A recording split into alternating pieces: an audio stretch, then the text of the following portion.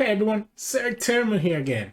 So this week is patch week, and as has become tradition in my channel, every time we have a patch that does some card changes or some new cards get revealed, I will bring you guys a patch breakdown plus 15 decks for you all to try tomorrow in the patch. So this is going to be this video. You can skip ahead. I'll have a timestamp up here for you guys to skip ahead to the decks if that's what you're interested in. First, we're going to spend like the first 20 minutes or so going through the patch, and then we'll go and actually go through the decks that I recommend for you all to play. So we have patch 3.10. So this is the latest balance of the patch, and this is going to be the patch that Seasonal is going to be playing in. So definitely recommend people practicing this patch as much as possible if your goal is to compete in the seasonal tournament, either through rank, qualification, or through the gauntlet. So let's get started with the patch and some of the changes, some of them which are pretty big, it brings to the table. So first, card updates. So they're first going to do a couple of like big card gameplay system updates. The first one of those is that the keyword scout has been removed as a generatable keyword. So it cannot be generated by Victor anymore, cannot be generated by Pantheon, by Arsenal, or by the Jayce Acceleration Gate. And I'm sure there's other cases as well where it cannot be generated anymore. I'm sure they didn't list all of them here. This is huge. I'm sure you have all been on the other side of losing to any of these cards actually, Victor, Pantheon, or even the Arsenal. Getting scouts, right? Like especially Pantheon was the biggest offender because he also has Overwhelm naturally. So it was very often that sometimes he would get scout plus like spell shield and Overwhelm, and you could do like nothing about it. I think this is a good decision by Riot because I do think the scout keyword could be a little bit high rolly, right? However, I wish that they had a more official place where you could find the list of all the keywords that you can actually generate or not, right? Because there's some keywords like deep, for example, that you cannot generate from like Pantheon, right? Those type of keywords always make sense. Like it makes sense, right? That you cannot generate deep, that you cannot generate attach, because those keywords are more like special type of keywords, right? You can't generate a tune, for example. Like those were always self-explanatory because they were always different than our regular keywords. Scout though is completely different. Scout is kind of like double attack, which are both like actual combat oriented keywords that are not able to be generated. And I think Riot needs to kind of put like a list somewhere, maybe some tooltip in the game where it actually lists all the keywords that can be generated or not. Because I mean, as you get new players coming into the game, they might get confused and not understand that you can get scout from one of these cards, right? Aside from that, I think it's a huge change, and it's obviously a huge nerf to Victor, unfortunately, Pantheon, Arsenal, and anything like that. Especially Pantheon, I think is a very, very big deal. So yeah, let's move on to the next system change, and that's copy spells not count as being played. So when they did the cast to play change, or I guess the play to cast, however you want to say it, it made it so that copy spells did not count towards stuff like Heimerdinger, did not count towards like towards Taric level of condition, for example, did not count towards Lut's lasers, which felt really, really bad, right? Because the whole idea, especially with like Karma, for example, is that you're able to duplicate the spells, right, and get some value out of that. The whole point of Jayce and Heimer, or Jayce and Lutz, is that you're able to duplicate the 6-cost spells and get double laser or double the turret. So it felt bad that with the cast to play change, this thing went away. They're bringing that back. So now, not only do we still keep the cast to play change, but now any copy spell also counts as being played, which means that Karma, right? Karma, for example, would trigger Ezreal multiple times, right? Because now every single Karma copy spell is going to kind of as a play spirit for Ezreal. So maybe Karma Ezreal is going to be back. Taric is the big one because Taric can now work again with Faded. Before it couldn't work with Faded, so the copy spell actually wouldn't trigger the Faded if you had like a Faded unit that you were supporting. So that's pretty good. Mirror Mage, nobody plays that card. I don't think it's going to change. With Jayce is the big one, because with Jayce, it means that if you play Jayce Lutz, you get double the lasers, or if you play Jayce Heimer, you get double the turrets. So those are some of the example with this actually makes a really big deal. So this is a big buff to some of those decks that I just mentioned. as you'll see in some of the deck discussion, you know, there's going to be some of these things that are going to be really, really powerful. So I'm curious to see how the power level of especially Jayce ends up shaping up to it. All right, let's move on to the actual card changes. And we're going to obviously start with the champions because we're going from top to bottom. Ashe. Now counts power reduction in units that already have 0 power. Technically, it's above, but it's a very minor change. When Ashe got changed from having to frostbite a unit to having to just reduce it to 0, she lost the capability of being able to level up when you reduce something that already has 0 again. Because back before, when you have frostbite, you could like frostbite the same enemy twice, and it will count twice towards Ashe level up. Once they changed it to 0, it didn't count like that anymore. So this is kind of like a rebirth to go back so that it can count towards that again. This means that, for example, you can frostbite one card and then also do like troll shen on it and do like, I don't know, like any, I guess, quick shen on it, for example. And even if it really has 0, it will actually count towards Ashe level up. So you should allow her to level up. So this is a pretty nice bug fix. Part gameplay, pretty nice. Bar. Now counts units above their own stats. They somehow ended up buffing Bar. Bar is already the strongest champion of the latest expansion. And now I understand what they say here, right? Like, I can understand why they changed it because it was a little bit confusing sometimes. Like, some units that could buff their own stats would not count towards Bar level up. But, like, this unit was already so strong. So even though it's a bug fix, I think it's going to end up being like a super strong buff for Bar, and it's just gonna make Bar even more unbearable to deal with. So, man, it's gonna be the HO Bar for this next month. I tell you right now. Ezreal increased to 8 targets. Wow, this is a straight up nerf, right? They probably did this to stop. You know, when they did the cast to play change, obviously they were worried that you'd be able to level up. That Ezreal could easily kill your Nexus from 20 to 0. However, it wasn't a big deal because copy spells from Karma, for example, didn't count twice for Ezreal. Well, now that Karma, like we talked about with the change, is able to copy the spells again and count as play, it means that you literally could have like a Karma Ezreal deck that could have just 20 to 0 you like this. At least this way, by making the targets go to 8, it does slow down Ezreal a little bit, right? It kind of sucks though, man. Ezreal, I don't think Ezreal was the strongest deck in the current meta, but I think this is more like a preemptive nerf for a potential problem that they see with Ezreal coming down the road. So a little bit unfortunate, but it might actually be deserved. Now we get to the fun part. Hecarim, one of my favorite champions, is getting a pretty good buff, which is a buff, but might also be a slight nerf depending on how you look at it. So let's read through this.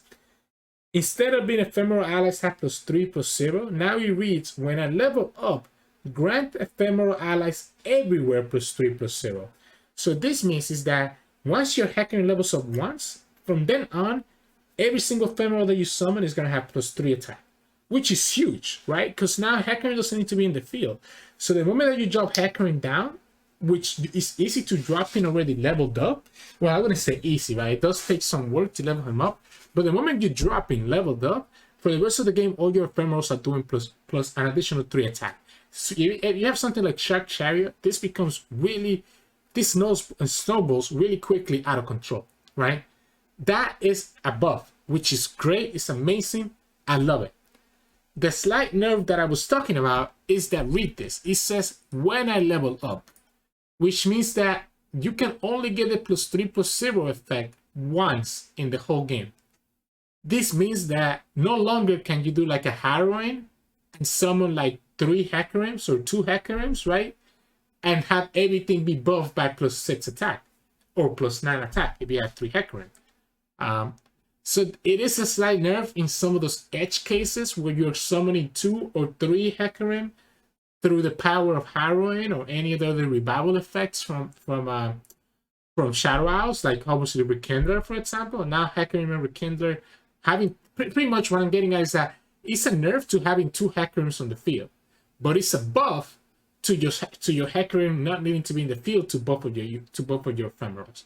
So it can go either way. I do think in overall it's going to be a nice buff, and should make for some really quick, so really nice games where you just focus on turbo leveling Hecarim, summoning him, and then you don't care if he dies or not, because he already did his job at that point, right? And then you kind of go from there. So yeah. Next, we go with Irelia. Darkorius have been wishing and talking and begging on Twitter for this buff, and he finally got it. Irelia gets Attune on top of Quick Attack. So the reason why Attune makes sense in Irelia is because you guys don't remember, when Irelia was released, Flawless Duet was 1 mana, right? So the spell that Irelia generates just costs 1 mana, which you could easily save up for. When that got nerfed to 2 mana, it made playing Irelia very awkward, because you could play Irelia on turn 3, and then really you have to spend 2 mana, so a lot of times you didn't have that mana to be able to actually play your Flawless Duet right away, right? So by doing it this way, at least you make up some of that mana on the first turn when you actually summon Irelia, and then obviously it's only a one-time thing, so it won't make it too crazy, because it won't like affect it anymore after that. I think it's a really good change. And potentially has the power to make a Irelia very strong again. But I think Irelia has all the problems, aside from just Flawless Duel and Irelia, that I don't really know if it's going to be like game-breaking. But it is a nice buff to the deck. Then we get to a very fun champion that a lot of people love, that hasn't been seeing any love recently, and that's Kalista. So Kalista is just a stat change. Instead of being a 4-3, now she becomes a 3-4, which I think is actually very good, because Kalista needs to see 3 allies die. So by giving her 4 HP, you make her tanky enough that she doesn't die to like Aftershock, she doesn't die to get excited, she doesn't even die to like Tentacle Smash, for example, right? It allows her to be able to survive, to actually see those allies die, and be able to actually be a big threat. So I really like this buff. I like this buff. Although she has a lower attack, because she has Fearsome, it's still fine. So I really like this change. I'm really glad Riot did this, and it might make Kalista actually see play. I do still think that she might be a little bit too slow in this meta, but we'll see. Then we get to Shen. So Shen got a buff where now he has barrier as soon as he's summoned. So similar to Lutz, similar to Jarvan. When they're summoned, they have barrier. So right off the bat, you summon Shen, he has barrier, allowing you to be able to attack on that turn that you summon him. Or if you play him in your defensive turn, allow you to be able to block. And because obviously this barrier that he gets advances his level up right away, they had to increase the level up from 4 to 5. It's still the same level up, right? He still needs to see 4 other barriers if you don't count the one for himself. So it's still the same kind of level of progress. It's just a way to make it so that he couldn't level up too quickly if you summon him with the barrier himself. I think it's a good buff. However, I do think Shen decks, like if you think about Shen Demacia, might still struggle a little bit, especially as we go down and see some of the nerfs that Demacia received. So I think there's just too many big static units in the current meta that even if you get 1 free attack with Shen, afterwards on your next attack is going to be a lot more difficult to attack with. Like imagine how bad it will feel to attack with Shen for the second time, get blocked by a 1/1 spider and die to disintegrate, or a flock, right? Or just get blocked by any of the units in the game that have 5 attack, which are a lot of them. So I think Shen, unfortunately, might not be that strong. But I hope to be wrong, because I used to play a lot of Shen Lulu before. So yeah, I like the champion. So let's actually now move on to the followers, spells, and landmarks, where we have another bulk of our changes. So the first one is a big one. Aftershock goes from 4 costs to 3 costs. And you might think, oh my god, that's busted. But actually read the card. It goes from deal 3 to anything or destroy a landmark to now deal 3 to a unit or destroy a landmark. I know the text here says follower, but they confirm on Twitter that it's supposed to be a unit. So now it becomes a 3 mana, deal 3 to anything, deal 3 to a unit or destroy a landmark. So it can no longer target the Nexus, which is a good trade-off, because now you have a 3 cost, deal 3. Even though slow, it's still pretty darn good. And what's important about the cost 3 is that you can play this in Tri-beam decks, right? To actually advance the Tri-beam even further. So maybe you do like, maybe you do 2 Aftershocks and maybe do 2 Scorched Earth now, because Aftershock can do the same thing as Scorched Earth by destroying the landmark. But this is a little bit better than Scorched Earth because you can actually kill a unit with it. So, you know, it could be a little bit more flexible than Scorched Earth in a lot of situations. So it should be interesting to see how this goes. I think it's a really good change, and I'm curious to see how useful it ends up being in those Naxos mid-range style. The next one is Avatar the Tides. If you guys don't know what this card is, I didn't know either. I had to look it up. I mean, I guess it's right here in front of me. But card never sees play. So they just increased the base stats from 4/5 to a 4/6, allowing it to survive more. However, I don't think a 5 health to 6 health is that much of a difference. So I really don't know if this is gonna be enough to actually make it see play. I think the only thing that's gonna happen is that because he received a buff, you might see people trying it out for the first week or so before people realize that it's still a bad card and just drop it off. Let's go to Amaros and Hearth card. Now, I know I just said that about the Tide, that the 5 to 6 off doesn't matter, and you might be thinking that it's probably the same thing with the Hearth card, but at least the Hearth card is already a good card to begin with, right? The Hearth card is able to give everything in your deck +1/+1, so it actually allows you to like buff everything up and make everything that you do more powerful, while still being now a really big static unit that can survive against almost everything. I think it's a huge buff, and it should make it see play in a lot of like reputation friendlier decks or just Ashe LeBlanc, as we'll discuss later with the deck suggestions. Let's move on. Freljord gets another buff. The Babbling Jerd becomes from a 3/3 to a 3/4. So now it becomes a really good blocker into a lot of things. It becomes very, very tanky, which is really, really good. Now, this is a nice draw engine. Freljord doesn't have a lot of great draw. So this can actually end up being pretty good. It could be a staple in a lot of those decks that end up playing big static units from Freljord. So I really like this buff. And I could see this card being useful maybe as a one-off or as a 2-off in a lot of Freljord decks. We go to Blighted Caretaker, which they reversed the nerf, and it goes from being a 1/1 to a 2/1. This card got nerfed before because the 2/1 stat line allowed it to trade with a lot of things, while also being able to summon Sapling that allows you to pick off opponent's units. I guess they realized that this type of style, the Slay self-sacrifice style, hasn't been seeing any play recently, so they want to buff that. So there is a nice buff to like stuff like Nasus Thresh, or it could be a good buff if you play something like Kalista style of decks, like They Who Endure, for example, or kind of other self-sacrifice decks. I think it's really good. It makes this card actually be a decent blocker into a lot of units in the game. So yeah. Brightsteel Protector gets absolutely destroyed, absolutely demolished. Like, Riot decided not to kick it once, but kick it twice. Like, I haven't seen a nerf this bad before. Not only does he go from 3 attack to 2 attack, but he also goes from 2 health to 1 health. Literally a double stat nerf, and I think Riot might have overdone it. This card just got absolutely dumpstered. Wow, which is crazy because obviously Brightsteel has been a staple in the Demacia for so long. So this is gonna do a big shakeout in the Demacia because almost every Demacia deck was playing Brightsteel Protector. We'll have to see if it's actually still worth it to play it, because that extra attack and that extra health does make a lot of difference. So this is why I said that I don't know if Shen decks will actually be good with Demacia, because Brightsteel Protector was a big part of like Shen Demacia decks, right? Obviously she has barrier. She gives barrier that is able to synergize with Shen. So we'll see how that actually changes out. But this card is absolutely dumpster in the floor. Honestly, at this point, I'd rather play the Chefs instead of Brightsteel Protector, because the Chefs is at least a 2/2. That's how bad this is. So yeah. Let's move on to the Counter Dragon. So it becomes a 4/4. Remember, this card, when you play it, you either strike an ally or you deal 3 to your own Nexus.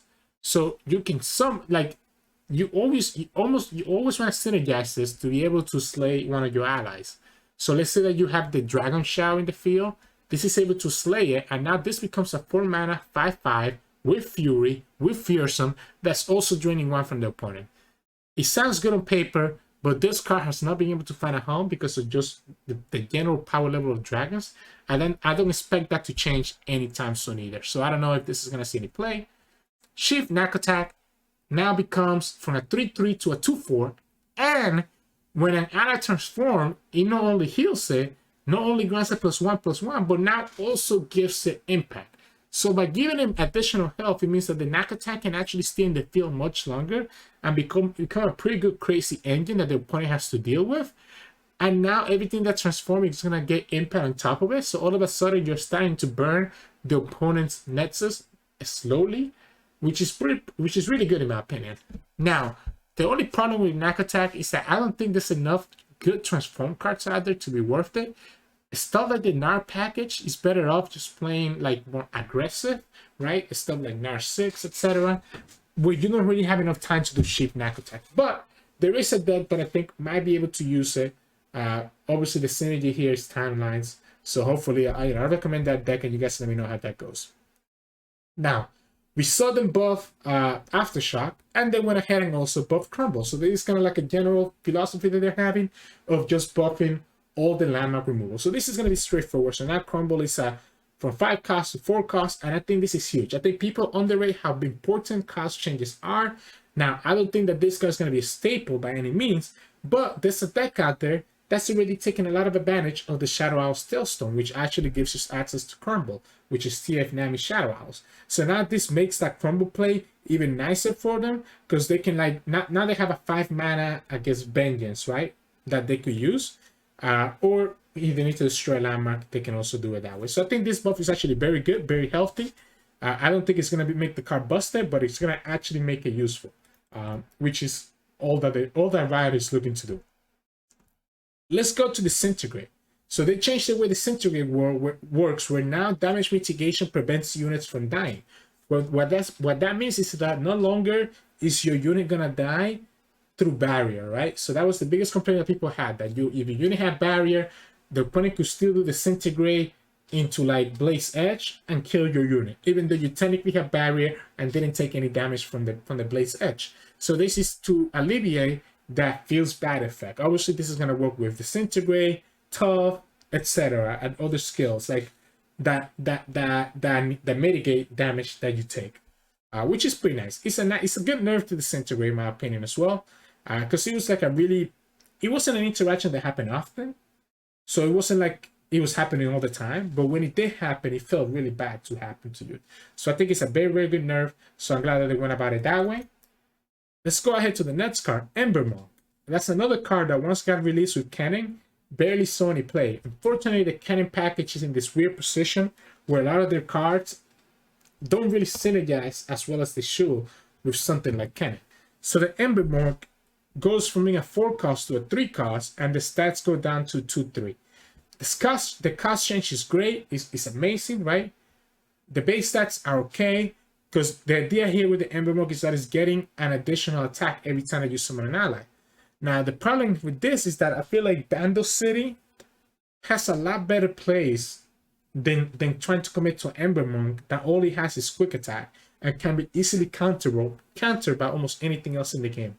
So, unfortunately, I don't think the payoff from Embermonk is still worth it for it to see play. So, this is a scratch in my opinion. Next, we have a pretty big nerf to Fearsome and Seer, where it goes from 2/2 to a 2/1. Now, I say big nerf. We saw Concologist got a similar nerf a couple patches ago, and you still see Concologist play. But at least it makes the card a lot more fair, where the Concologist and the Financier can die to stuff like Battlefield and Pokestick. So you're not needing to trade with one of your 2 attack units. You can just kill every one of your spells, or even chump block with like anything that you have that has one attack. Now, this card I think is still very powerful, because the power of it is obviously the 6-cost spell that it generates, allowing you to not run out of resources. But you know, it is nice for it to reserve to get a nice little slap in the wrist. Gleaming Lantern kind of seems a similar nerf. It goes from 3/3 to 3/2. This is it's a big deal, right? Because now it means that it's in range of like Mystic Shot, which is really the biggest counter that I can think of for Gleaming Lantern. So opponent doesn't have to commit something like a Get It Sighted. They can just commit a Mystic Shot, or even if they have like double Battlefield, double Pokestick, etc., they can kill the Gleaming Lantern. It is a big deal. It is a big deal. It's going to be a lot harder to keep the Lantern on the field. However, I'm glad with the change that they did, because I don't think this change is going to kill things like Aphelios Fist. I think decks like that is still going to be very, very good, because this change is only like partially slowing down the deck in the times that you cannot have Gleaming Lantern stay on the field for a long period of time. So really good change. Gives some more counter things that you can use to remove it, but doesn't completely dumpster the card. Let's move on to Hothead. So it goes from a 4/2 to a 3/3. Cost stays the same, ability stays the same. I think it's a good change, right? Because it was 4/2 and he needed to attack, it was very easy for the opponent to just remove this card. Now, if the opponent wants to remove this card, they're gonna have to sacrifice one of the units that has 3 power or more. So it's very likely that now with this change, the Hothead will be able to actually attack twice instead of just one. And that can start adding up whatever that top champion in your deck is. So, I think it's going to be actually interesting. And I do have a deck that I think might make use of this change. So then let's go to the Inspiring Marshal. So the Marshal just gets a double stat buff. So it goes from a 4/5 to a 5/6, which I think is very, very, very good. Because now at a 6 cost card, it gets really good stat line. At 5 attack, it can block and kill a lot of different units in the game. And with 6 health, it has a lot of survivability. So this card is really nice. Now, the problem is that the only deck that this card really ever saw play was a Irelia. And it might still be a little bit too late for this to come down in a Irelia matchup. But now that it has higher stats, I think it's a good consideration to consider in that deck, even if you have to slow down your win condition a little bit by spending 6 mana on just this unit. So I really like this change, and it could potentially see a lot of play in those type of decks. Then we're gonna go to Justice Rider. Now the Flash Bomb archetype is a little bit in the sad state. There's not really any reason to play a lot of the Flash Bomb followers. So I think it is a very good change where they go where they raise her stats to a 3/5, so they give her 1 more health, so that she could stay in the field a little bit longer. Now, I don't think this is enough to make it playable, because at 3/4, her stat line was really good enough to stay in the field for a long period of time. 3/5 doesn't really change that much. I think the Flash Bomb Trap archetype has a little bit more problems than that. I think this guy is just a little bit too slow because it's only planting 1 Flash Bomb every time that you draw. So yeah, I mean, I don't see it seeing any play. Let's go to Khahiri. So now Khahiri's cost gets reduced. Now it's a 5 cost, and obviously the stats get reduced to kind of go with that. It becomes a 3/3. However, because of his ability that he gets +2/+2 every time you see him in a prediction, the stats don't really matter that much, because it's very easy for Khahiri to become really, really powerful as the game goes on. Because he now has 5 power, 5 cost, sorry, it means that you can actually get Khahiri down on the field earlier and be able to start putting pressure like that on the opponent much earlier, and that could be all the difference to actually make this card playable in decks that want to predict a lot. Okay, moving on. Lady of the Blood. She goes from a 2/4 to a 3/4. This change, I think, is good, right? Because it lets Lady of the Blood be able to block and kill a lot of 3 health units. However, I don't think it's good enough to actually make what she wants to do good, right? Because her effect is that when you discard an ally, you're able to create a fleeting copy of it in your hand. However, I feel like she could, like, if there's any deck that would have been based around this effect, it would have done whatever you needed to do, even when she was a 2/4. I think 3/4 is not going to change that too much. All it does is kind of just make her a better blocker, which means, but then if you're blocking with her, you're putting her at risk that you lose the engine that you want to keep alive. Like cards like this that are like engine generation and value engines, you don't want to be sending it into combat if you don't have to. So even though she has a higher power, I still probably wouldn't block with her if I was playing a Lady of the Blood type of deck. So yeah, don't think she's gonna see a lot of play. Lava Lizard. So now it goes from having no keywords, and this is a transform effect of the little lizard, who's a 2 cost, I think it's a 1/2 or maybe a 2/3, I forgot. So now it gets impact. I don't think this is enough to actually make this card playable.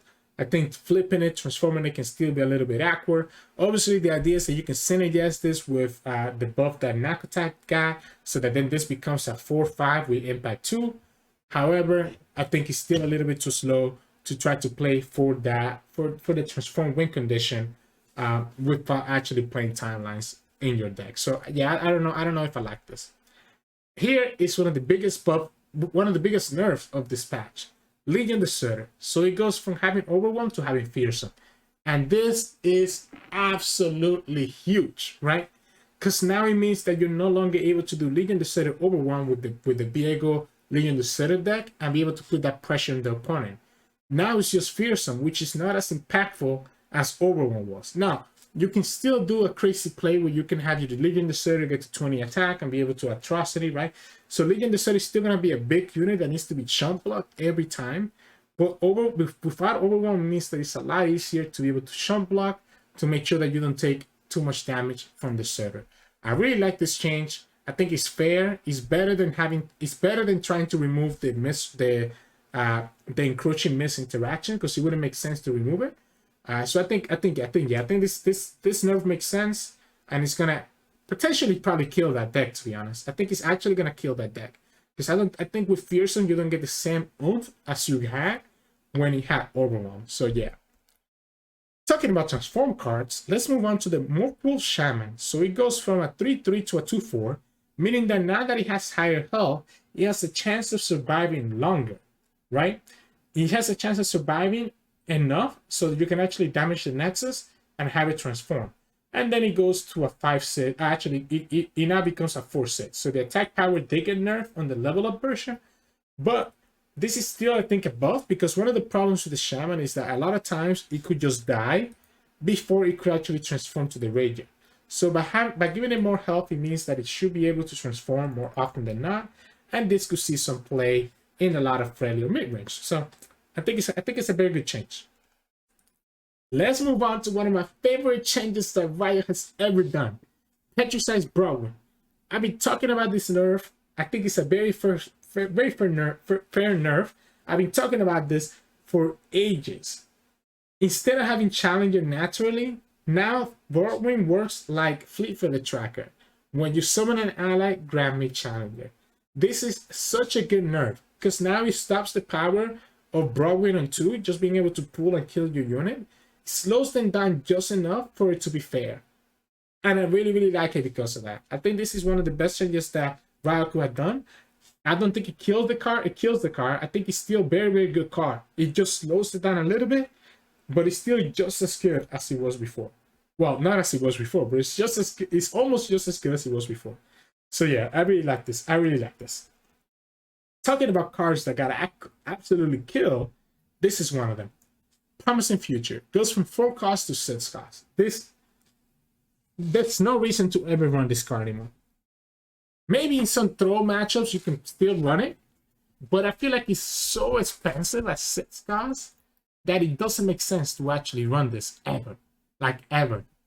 So I would not recommend people run this anymore. I think we have to figure out another way. You know, like now you're relying less on like duplicating your landmark, and instead trying to more like copy it with Talia, or just summon enough landmarks that you still get multiple throws in the field at once. So this is a huge nerf directed straight at throws. The next nerf also goes to Shurima. I don't know why I hesitated there, because this is a Shurima card. And what it does is that now, instead of giving 2 enemies -2, you only give them -1. So you still have the first effect where you can give a single enemy -4 and remove the keyword. And then the other effect is now you do -1 and disable their keywords. I think this still makes Quicksand very good, right? Because I think really the biggest time that you use Quicksand was more often than not to remove keywords like Overwhelm and Elusive, or even Lifesteal in certain situations.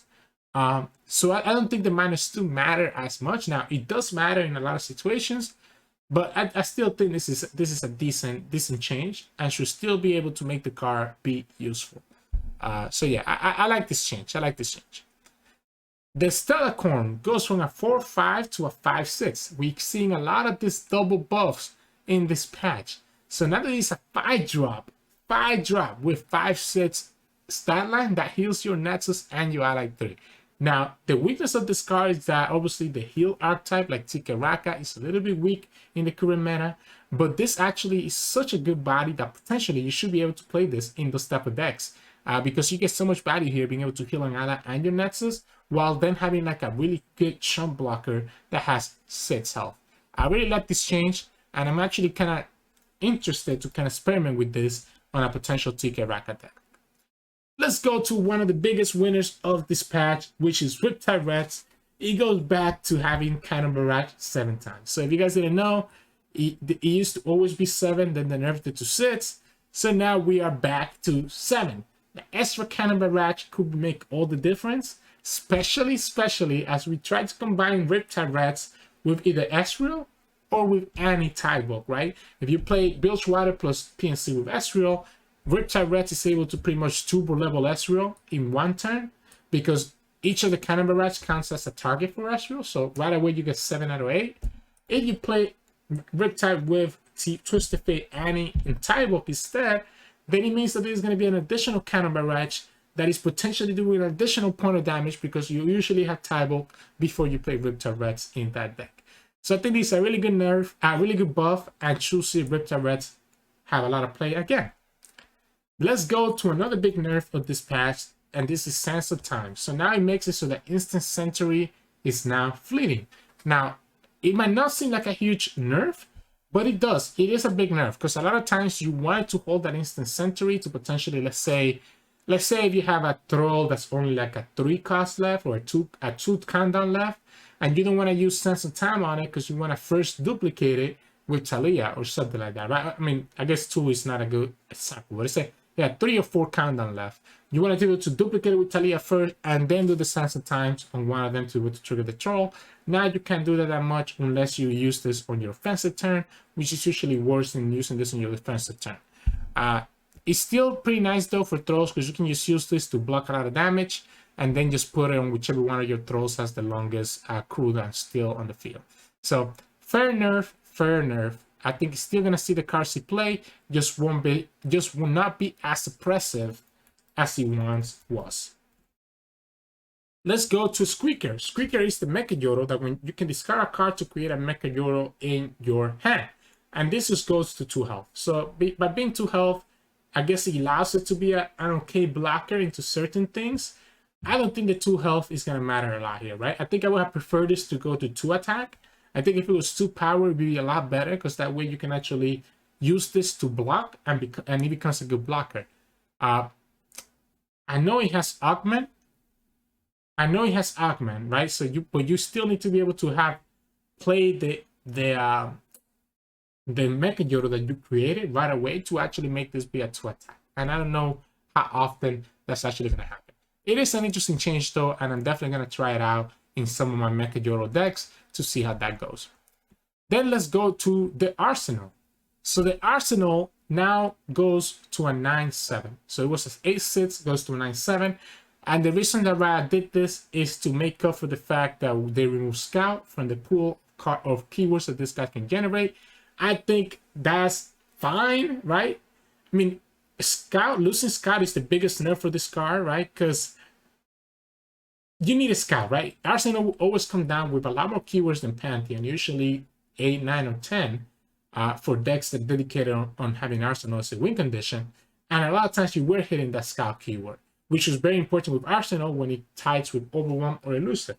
So losing the Scout is way too big that I don't think a single stat buff is going to make up for that nerf. So overall, I think this card got nerfed rather than buff, even though you see a stat buff. Then we go for the Prefect. So the Prefect is one of Annie's support cards. Now goes from a 1/3 to a 2/3. Again, she gets +1 every time they use a fast, slow, or skill.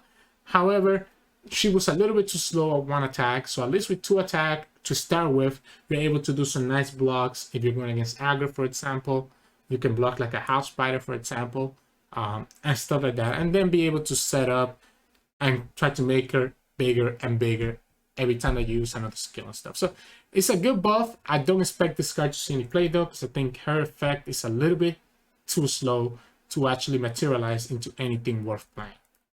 This is one of the biggest buffs of this patch. Trifarian Assessor goes from 5 cost to 4 cost.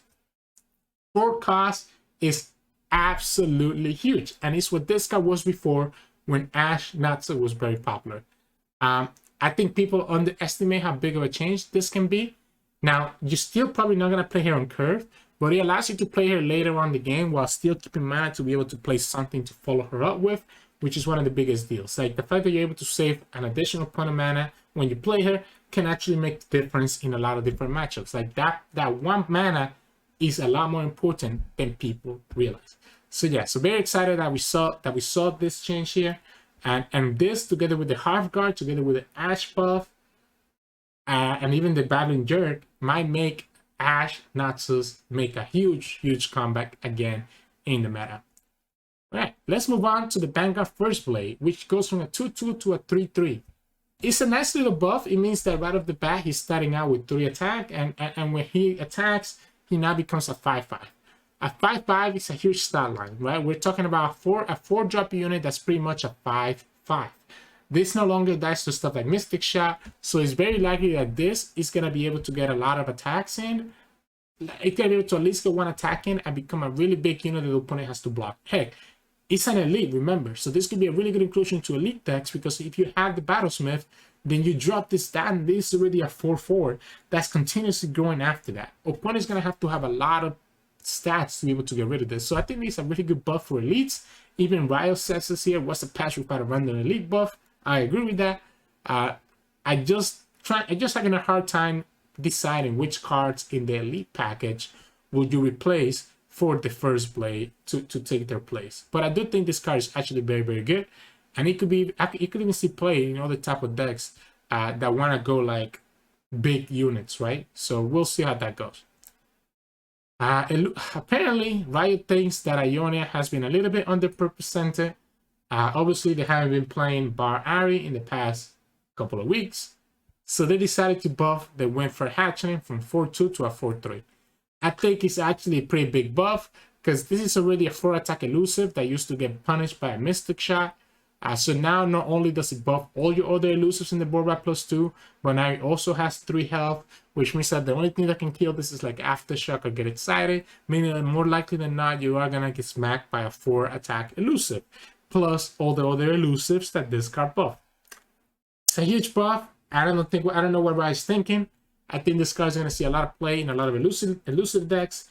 I don't know if it will see play like Bar Ahri, but it has the potential to see play there, because it buffs your whole board, so it levels up Bar as well. But we'll see how that goes out. Maybe as a one-off, as a potential finisher. Following the theme of buffing the landmark removal, they also buff the Yordle Contraction. So now it goes from a 5 cost to a 4 cost. It might make this card a little bit useful, right? Because now you can either destroy a landmark or, you know, create 2 random multi-region followers. I still don't see a reason to play this card, but I could see some situations where it actually might make sense to play it, but I don't think it's worth main decking either. And then let's go to the last change here. And this is going to be Zenith Blade, which is a huge change, which completely destroys Pantheon Yuumi decks. So now Zenith Blade goes from Grand Overwhelm to Give Overwhelm this round, which means that you can no longer put this on like a big Wounded White Flame and just have your Wounded White Flame have Overwhelm every single round. This is nuts, because this card was so useful for those type of decks, especially faded decks, right? The fact that it goes away after a single round might actually just kill the card and kill those decks completely. If you were not seeing a lot of Pantheon Yuumi in this meta, I still think it's a pretty strong deck. It was just not as popular. But this is like the icing on the cake. This plus Lucian's count on Pantheon, Riot was like, I never want to see Pantheon in my life again. Now, obviously, Pantheon could find another home outside of the Demacia, right? Maybe Pantheon now can pair with something like Udyr to potentially get the grant from the Udyr stance rather than the gift from the Zenith Blade. But I think Udyr Pantheon is a lot weaker than Pantheon Yuumi Demacia ever will be. So big nerf. Now for the rest of the patch, I'm not going to talk too much about it. This breakdown has already gone a lot longer than I expected. I said 20 minutes earlier. I'm already at minute 44. So let's just quickly go here and see if there's any changes. The skins are all very cool, by the way. I absolutely love the skins. I really like this thematic. So you have multiple skins here. Cool. The board is one of the best boards that Riot has released. I'm definitely gonna buy this board day one. It's like so freaking amazing. Some cool emotes here, Zilean, Bar. And then the biggest change of Legends of Runeterra ever. Added a skip button on the wiki ball. That's the angel speaking all the way from above. Like, this is the best change in Runeterra history, man. I absolutely hated having to click through the ball. Very, very good change. Good for them. None of the bug fixes seem to be really game impacting. Oh, actually, there's a few, right? So, fix an issue preventing Bar from properly receiving level of progression when increasing the stats of allies. So, another fix for Bar that potentially can make you stronger. And then fix an issue causing spells that have free attack to function correctly. So, if you guys didn't know, there was a bug that allowed you to, if you play Cataclysm or if you play Flawless Duet, for example, and the opponent just pressed OK, it gives you initiative back, so it would allow you to like swap stuff that was not intended. So that got fixed there. And yeah, I think that's really it, right? So that's really it for all the changes. Hopefully, you know, you like my opinions on some of the stuff. But yeah, what I'm gonna do now is what we do every time. I'm gonna give you guys 15 deck recommendations. So let's go ahead and jump to those here shortly. It's probably gonna take us like another 30 to 40 minutes to get through all 15. So hope you enjoy the time and hope you enjoy this long style of videos where we do kind of like a breakdown. So see you here in just a second. All right, so let's jump straight to the decks. I know that's what all you guys been waiting for. You're just waiting for me and my recommendations. So because there's no new cards, I was able to just get them all up here nice and neatly in my client. So we'll go through them. Now, these are not going to be full-on deck breakdowns because I want to be a little bit sake of time. But I will go through every card that I thought was interesting that got some changes. We're going to go ahead and start with 6 decks based on the champions, and then we'll go from there. So the first one that I'm going to go through is Ashe LeBlanc. So obviously, Ashe LeBlanc got a lot of buffs here. Ashe herself got buff, Babbling Yurt got buff, Trafarian Assessor got buff, and the Hearthguard got buff as well.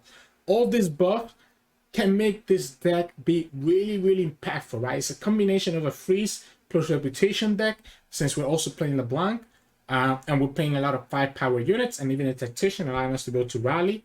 So I think this is a really nice going back to like a nice mid-range style of failure. I see the potential of this deck being really, really powerful. It's just it can be a little bit tricky though, right? Because like it doesn't have a lot of great ways to deal with, like, for example, elusives, aside from just having to spend your freezes. But every time you spend your freeze, the elusive is still staying alive, for example. So it might struggle a little bit against stuff like Bar Ahri. And it also struggles a lot versus control, right? Stuff like Shadow Owls and like Feel the Rush, because they can just summon the units and you cannot do anything about it. But I could see this being really useful against other stuff in the meta. Because all of a sudden you can create a lot of pressure with your 5 power units and having Bloody Business and Reckoning and Calling Strike to be able to remove the opponent's blockers, and Ashe for a potential like surprise Ashe level up lethal playstyle. So yeah, so this is my first deck recommendation for this new patch. Ashe LeBlanc is gonna be very powerful again. Hope you try it out. So let's move on to another Ashe deck. So there is gonna be another Ashe deck that also takes advantage of her buff. And this one is playing Ashe Shurima. So I had talked a little bit about this deck before when Ashe first got buffed in this way. So the idea here is that instead of using Noxus and the Reputation package, we're kind of using the Shurima package to be able to reduce some of the opponent's attack to level up Ashe, right? So things like Desert Dew, right, can reduce an opponent that has 2 power to 0, level up Ashe.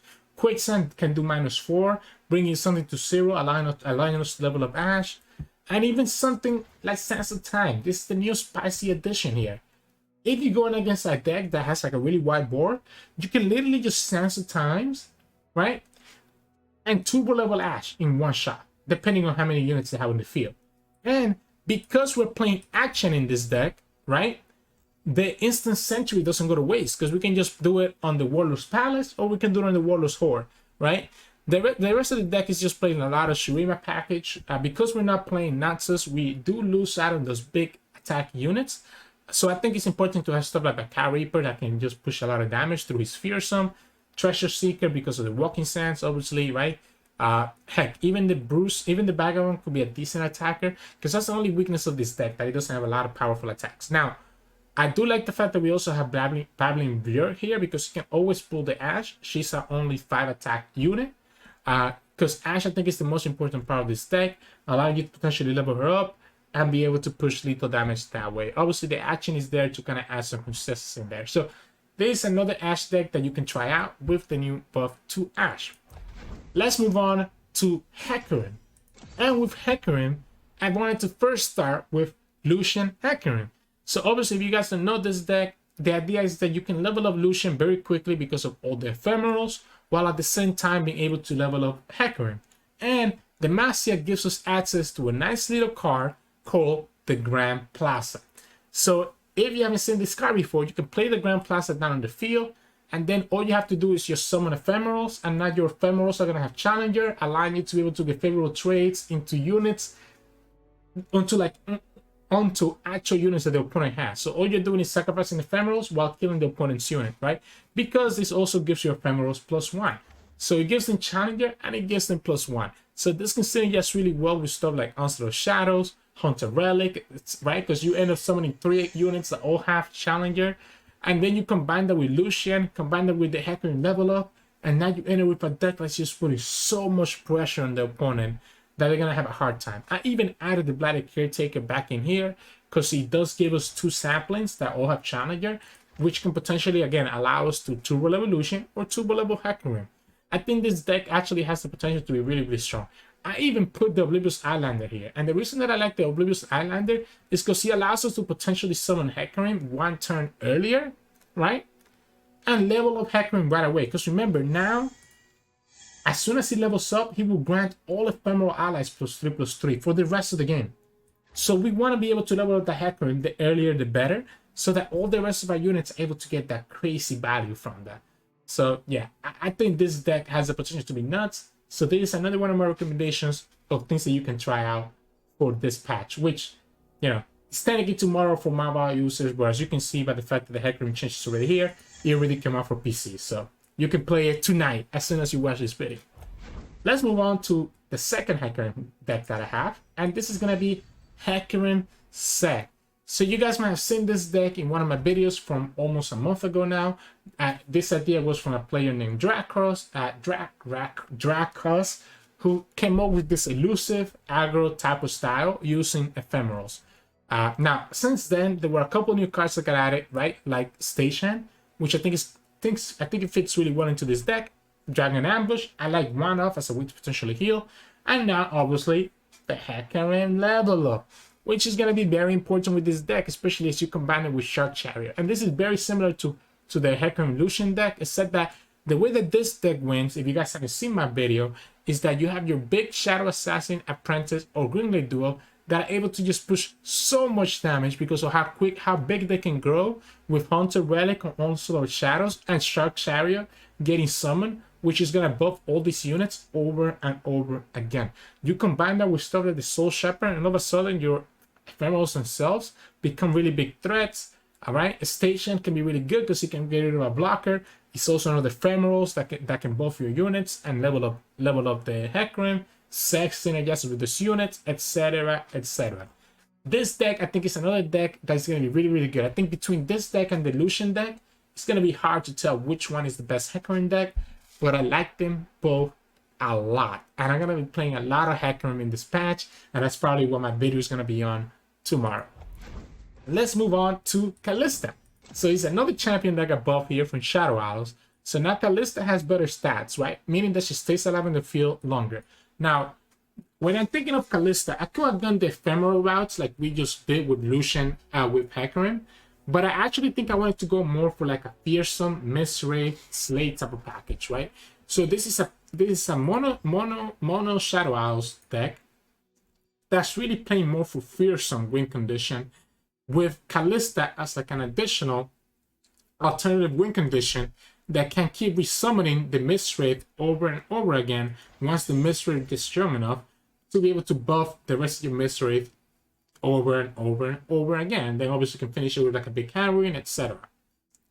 With that said, we are playing like a bunch of a bunch of like suicide cards, right? So stuff like the Butcher, right, that can kill to be able to progress the Kalista level up a little bit quicker. Backpist can synergize with that. Onlooker can put a lot of pressure on Leo because of Fearsome, so can Elise. Also can give the Spiderling, etc. So the rest of the deck is kind of like a lot of Fearsome, Spider, and Slay combined with the Mistwraith package on top of that to be able to win. We even played the Bloody Caretaker, obviously, because that's a nice way to turbo level Kalista in a single turn, right? A Caretaker levels up Kalista like this. So yeah, that's my idea for Kalista deck. Another one that you can try if you're interested in Kalista will be They Who Endure. So again, you can also give that a shot as well. Moving on to the next champion, now we're gonna go and give you guys a deck with Shen. So obviously Shen got buffed. My idea with Shen is go back to Shen Jarvan. So obviously the idea here is that the barriers, even if you attack with a unit that has barrier, if it survives against the enemy strike, it still advances the Jarvan level up. So that's where the synergy comes in between Jarvan and Shen, that you're able to obviously turbo, kind of like turbo level Jarvan. Now this is gonna be just typical mid-range Demacia deck. A set that's playing Ionia. Obviously the big hit here is the fact that we no longer play Brightsy Protector. I still think the Broadwind is really good. And instead of Brightsy Protector, we can play Sculpture, which actually kind of helps out a lot in potentially keeping your River Shaper, your Shen, and even your Screeching Dragon alive for a little bit longer. So you can combine the Sculpture with those. We even play One Tailstones, right, which can give us access to a way to survive against different things depending on what we need. We still play the regular challengers, Tracker, Broadwind, Protege, and Screeching Dragons, so that they can combine with the barriers from Shen. And obviously the big thing here is River Shaper. River Shaper is one of the key cards in this deck because it lets you be able to draw all the spells that you need and not run out of resources. So again, here you're just taking a lot of favorable trades with your Shen. You can potentially level up Shen really quickly, be able to do a lot of damage that way. We even play one Spirit Refuge, which both levels up Shen and also lets us get a little bit more health, since we are kind of like we are vulnerable to getting run down by aggro in certain situations. So you're kind of just playing all the Ionia tools, reactive tools, and combining them with like the challenger package from Demacia. I don't know if this is gonna be anywhere close to the best Demacia deck out there. You still have stuff like Bar Poppy, but it could still do a lot of damage, you know, especially with the Shen level up, with the Shen buff, allowing you to be able to attack with him right away. Let's go on to the next one. So those were the 6 decks that I had that kind of cover more like the champion changes. The next, I guess the next 7 decks are more focused on like one card that got buffed, 1 or 2 cards that got buffed. So let's first start with TF Annie Riptide. So obviously this deck, I had showcased it a little bit before, is playing Noxus Bilgewater. And the idea here is that you get the Tybaulk from Raven's Conservatory on the field, and he's gonna buff the Cannibal Ratch from Riptide Red, so that now this is dealing 3 to a unit, and is dealing 2 to the Nexus if there's no unit on it. This becomes even more powerful now because of the buff with Reds. So now instead of 6 cannons, you have an additional 7th cannon that is doing even more damage with Riptide Reds. So the idea here is that obviously the main thing that you want to do is trigger those conservatories as soon as possible. Annie, it can be an alternate win condition. Twisted Fate can be an alternate win condition, and they're all great and dandy. But really the main thing is just that combo of Tybaulk into Riptide Rex to be able to finish the game. Obviously the rest of the cards are just more Noxus mid-range stuff. I like the Triple Blaze Edge because it can go to the Nexus, giving us a way to be able to trigger the Plunder on the Riptide Rats. A lot of times, sometimes you might not have it, and sometimes the Mecha Ring might not be enough because the opponent might have 3 or 4 units on the field. So the Blaze Edge is a nice way to guarantee that, and it can also synergize with Disintegrate, Flock, and Scorched Earth. The rest of the cards, a lot of them are like fast speed, slow speed, or skills. I even played Double Trouble, which I think is better than House Pattern in this deck, because Double Trouble advances your conservatory while still giving you 2 blockers. So it is a little bit more expensive than House Pattern, but you can use it with spell mana and advance your conservatory, which is pretty nice. And Tentacle Smash is, you know, such a good card as a Bilgewater remove tool. So yeah, I think this is a pretty good deck that got buffed with the patch. So if you kind of like this combo, I recommend you try it out as well. let's go for like nice spicy deck that I kind of just built today as I was looking through the patch. Now, this is all based on the buff that Hothead got, right? So Hothead now becomes a 3/3, meaning that it could potentially attack twice instead of just dying right away on the first attack. Or at the very least, the opponent's going to have to sacrifice something that has 3 power to be able to block it. How am I synergizing this? Well, I'm synergizing this with Illaoi. So this is a Shurima Bilgewater Illaoi only deck. The idea here is that Illaoi really likes those buffs from Hothead, where there is the +1/+1 or even the random keyword. It can actually help Illaoi a lot for her to level up faster and for her to survive longer because she's going to have more health.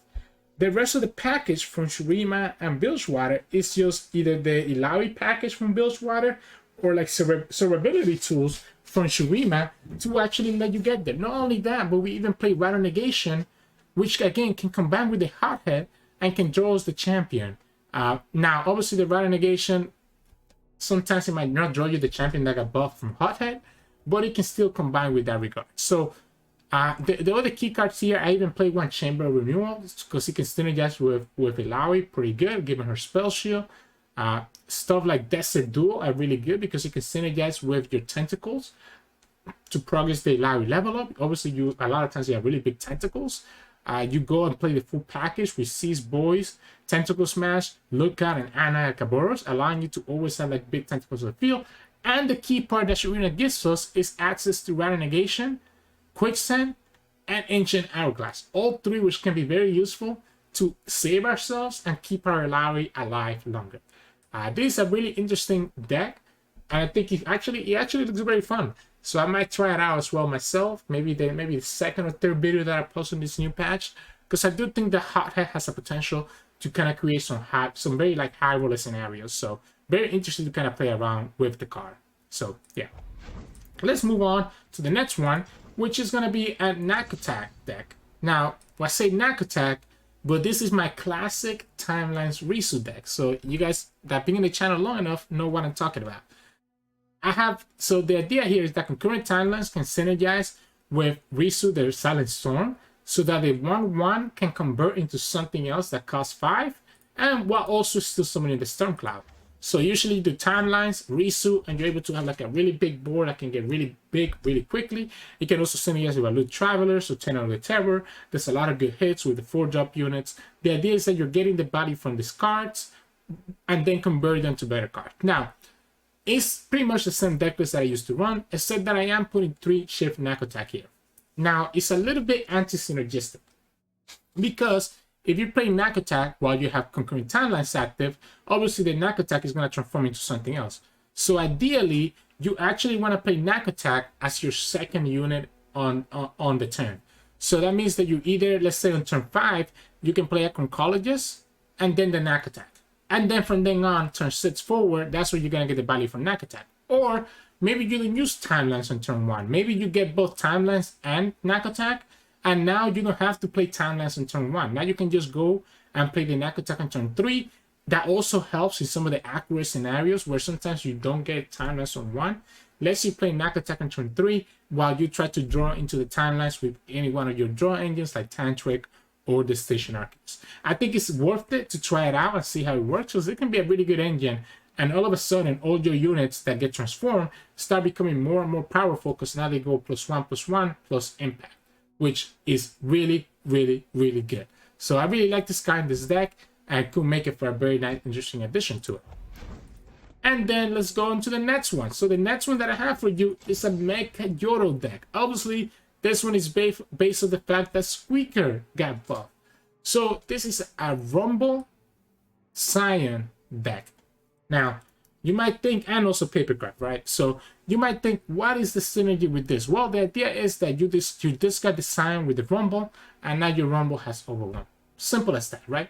You discard Sion, Rumble has Overwhelm, and he also has Spell Shield and everything else that he has, so it becomes a really big threat. Now, you can turbo level your Rumble, because literally this deck plays every single Mecha Yordle generator. So you play triple Scraphead, triple Squeaker, triple Rascal, triple Promoter, All of this are able to just give you some Mecha Yordles, and you have decent discard fodders because you can discard the Grenadier, you can discard the Tiny Spear or the Tiny Shield, you can discard any trash that you might get from colleges, Fallen Raider, obviously. Obviously, the biggest discard here is going to be Lost Soul, and sometimes you can discard Sion or Papercraft Dragon. Like, if you don't have, like, if you already have a Papercraft Dragon on your Rumble, for example, you don't need to have two of them. You can discard the second one. So sometimes even drawing two Papercraft doesn't feel bad. The big combo here is that you do Rumble, discarding the Sion, and you put Papercraft on the Rumble, and now your Rumble has Spell Shield, Quick Attack, Impact, Overwhelm, and Double Attack. That's like the dreamer scenario. But if you're not able to get to the dreamer scenario, you can still try to win the game through the value that you get from the Mecha Yordles and the effect that you get from these different cards. So Squeaker is a nice addition to this, and sometimes you might even want to discard one of your other generators. Like sometimes you might think, wait, aren't this a little bit too many Mecha Yordle generators? Well, they can discard each other too, right? You can just discard one of them because you're still getting the value of creating another or manifesting another Mecha Yordle, which can be really impactful. So yeah, this is my idea for Mecha Yordles. And then let's move on to the next ones. So then now we're gonna go for a little bit of Khahiri fun. And now I really had a hard time thinking of like a full-on Khahiri deck. So this deck here is gonna be more like a Ekko Zilean that just includes Khahiri as an alternate win con, right? So Ekko Zilean is already predicting a ton because you're running triple for pre-science, you're running ancient prep, scrying sense, chronomancer. I run one careful prep so that we can send back a Khahiri if we get it too early. Zilean, time trick, Ekko. You know, you're running all the predicts possible, right? To be able to get the Khahiri early on, and to be able to both the Khahiri multiple times and then be able to draw him. So I think this is the best place for Khahiri. So you're really using a very strong deck in Ekko Zilean, adding an alternate win condition here because the opponent has to always block Khahiri, right? One of the ways that this deck falls apart sometimes is not having enough big units to be able to block the opponent's units, or the opponent just ignoring your small units until they're able to kill you. Well, with Khahiri, they can't really do that. They have to block this guy, and he has Fearsome, which means that they have to actually sacrifice a useful unit to be able to block Khahiri, because otherwise he's going to be swinging for like 5, 7, or 9 damage, depending on how many times you have seen him in the game. So I think this is the best thing I could come with Khahiri. I think any other deck that tries to just do full Khahiri might have a hard time actually being able to go to a win condition, because again, here you just play the full-on Ekko Zilean package, right? Now, similar to Ekko Zilean, the last 4 decks that I have are decks that are kind of still meta, and you still might see them around. In terms of the next 2, you still have at least 1 card new in them, and then the last 2 are just going to be completely old meta decks that, you know, I think are like the big winners of the patch. So let's first go with Ashe Irelia. So Ashe Irelia, I added 1 card here. Obviously, Irelia got buffed, which is a huge deal, and then I actually added the Inspiring Marshal. Because I think the Inspiring Marshal could actually be interesting in this deck. Because I feel like with Ashe Akshan, a lot of times these days, you are going to that turn 6, turn 7, turn 8, depending on the matchup. So it's very likely that you could potentially get value from having the Inspiring Marshal out on the field, making all your units, even if you don't have a Seer, be able to do more damage. You can even combine that with something like Storm of the Blades, so that each one of your Blossoming Blades is summoning an additional blade, which is going to have +2 power from the Marshal, or +1 from the Seer, etc. The rest of the deck list is very straightforward, typical Ashe Akshan list, where you play always Spanish Student, Treasure Seeker. Now, you notice that I don't have Green Glade Duel anymore, right? And it's because there's a lot of 1 damage pings. I think Station is a little bit better, because it lets you be able to stun an opponent's blocker that has a lot of health, and lets the rest of the units be able to attack and just do a lot of damage. I think really the big thing is going to be Irelia just doing so much value now that she has a tune, actually allowing you to be able to do the flawless duet more often than you have been able to before the patch. And I even played 2 Battle Column here to guarantee that we always get Ashe or Irelia, because both of the champions are now really good. So yeah, this is my version, what I would recommend of Ashe Akshan. I think you're going to see a lot of this deck in the patch. Let's move on to TF Nami, but using Avatar of the Tides. Now, this is a spicy inclusion. This deck list, if you guys don't know, I did a video showcasing this, was created by Drissoft, right? So it's Nami, Twisted Fate, Shadow Owls, which is taking a lot of advantage, a lot of Faded Memories and Shadow Owl Tailstone to be able to buff up your elusives multiple times with the Nami, right? Because now the Tailstone becomes like a 2 mana, 2 spells, which is really, really crucial. And at the same time, it kind of plays like a little bit of controlling game with like Battle Feast, Tentacle Smash, right? You even have Vengeance. At the end of the day, it's still an elusive deck that's trying to win with Nami, but it is combining a lot of things. Now, to this package, I decided to add Avatar the Tides. Now, how does Avatar the Tide make sense here? Well, Avatar the Tide is a 6 mana card, right? And every turn, if you get a mana gem, instead of getting the mana gem, you just refill your spell mana. So if you use all your mana last turn, it means that you're starting the turn with an additional 3 spell mana right off the bat. Now, obviously, you want to play this on turn 6, 7, or 8, where you already have almost full empty mana gems anyways. That way you're not losing too much of the value from playing this early. And in addition to that, the big part here is that when you play a spell, you create another random spell that costs 3 or less, right? This is synergistic with Nami because it potentially allows you to not run out of resources, right? A lot of times you might have like a Nami in the field and maybe you only have like 1 spell left. Well, now if you have Nami and you have Avatar of the Tides, that 1 spell can turn into 2 spells, right? Or 3 spells, or 4 spells, because this continues going over and over again. So very quick, very easily, you can actually get things to be out of control depending on the spells that you're in, right? And there's a lot of good targets here. Obviously that you can get, right? You could get the Tailstone itself. Like there's a lot of good targets here in Shadow Owls and Bilgewater that cost 3 and less, which actually makes this even more useful, especially for this deck. I think this is actually a very funny tech, and I might actually try it out and kind of see how it goes. But that's like the one way that I think of using Avatar the Tides. I think it combines really well with like Nami style of decks. Obviously, another option is to do Nami, Avatar the Tides, and then play like PNC instead of Shadow Owls. But I think Shadow Owls has proven to be the best version of TF Nami compared to like PNC Bilgewater. So yeah, I'm very curious to see how this kind of works out over here. And then lastly, like I mentioned, the last 2 decks are not really new decks, and they don't have any of the cards that got updated. But I still wanted to showcase them to you guys, or like make you aware of them, because these 2 decks, in my opinion, are the biggest winners of this patch: Heimerdinger Jayce and Ahri. And let's quickly start with Heimerdinger Jayce to explain that. Well, why is Heimerdinger Jayce one of the biggest winners? Well, this deck was already super powerful even before the patch. It was like maybe like tier 1.5, tier 2, the lowest, but even then probably high tier 2. And now you get a buff where Jayce duplicated spells are actually gonna give you double the turrets, right? That was not happening last patch. So now if you have Jayce and Heimer on the field, anytime you duplicate a spell with Jayce, you're gonna get 2 turrets, which is huge. Right, because the spells that you're duplicating with Jayce are 6 cost turrets, which means that you're going to be getting 2 of the elusive turrets right away. And it's not like the opponent can do anything about it because of the cast to play change. It happens right away, even if you remove the Heimer in response.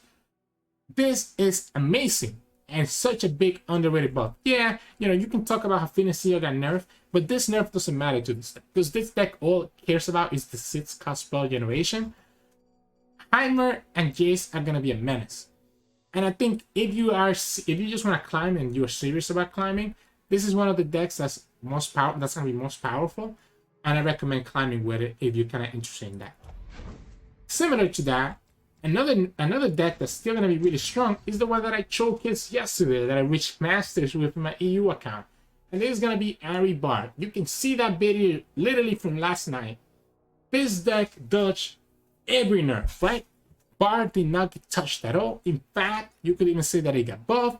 It doesn't apply too much in this specific deck because there's not a lot of cards. There's no cards here that like buff themselves.